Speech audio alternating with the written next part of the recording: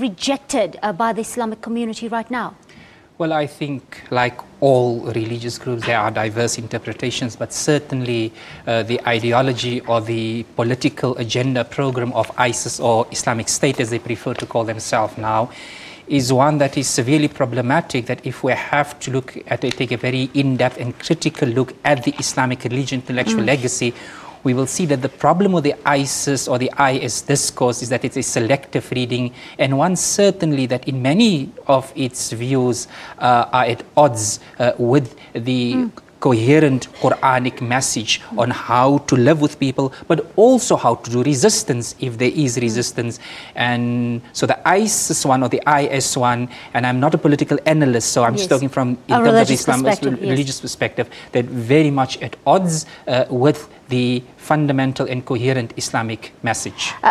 Terrorism, above all, is murder, Doctor, and it does say so in the Quran: do not kill a soul that God has made sacrosanct save lawfully.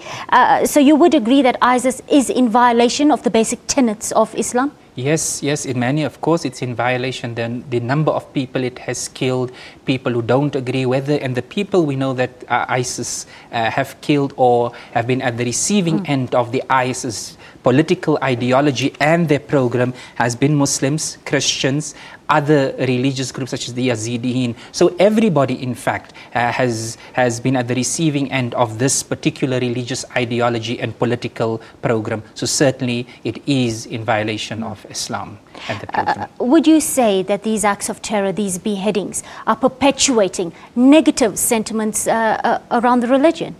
Absolutely, but I also think, certainly, to answer that question, but I think therefore it is, for me at least from the perspective that I come, it is so important to look at the religious legacy, to look at what a religious thought, any religious thought, be it Muslim, Christian, Jewish, Hindu, is saying, for example, and for Muslims to show that why this is at odds. You cited the verse, for example, from the Quran, and there are many other such verses in the Quran to and show why. And of course, the horrifying acts of a few do not define the meaning of an entire religion. Absolutely doesn't, but it doesn't at all. Therefore, we have to again critically look to show why the view, or rather the discourse of ISIS is a wrong one.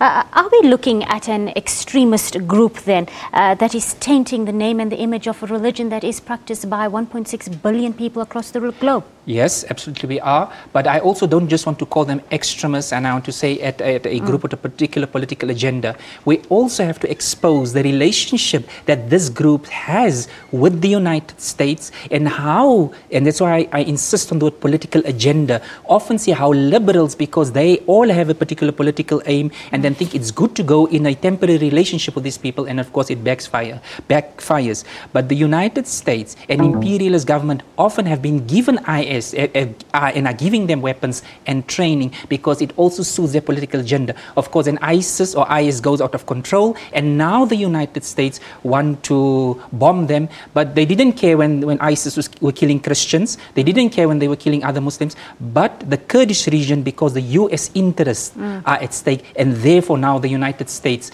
who armed ISIS at the beginning and IS, are now reacting. I think that has to be exposed as well. Very quickly, Doctor, the goal of ISIS since 2004 was to establish what they call a caliphate. Can you tell us what this is? Well, the caliphate, in Muslim history, has always been a caliphate. In other words, a central government. The caliphate is a state, a central government which sees to the well-being of Muslims.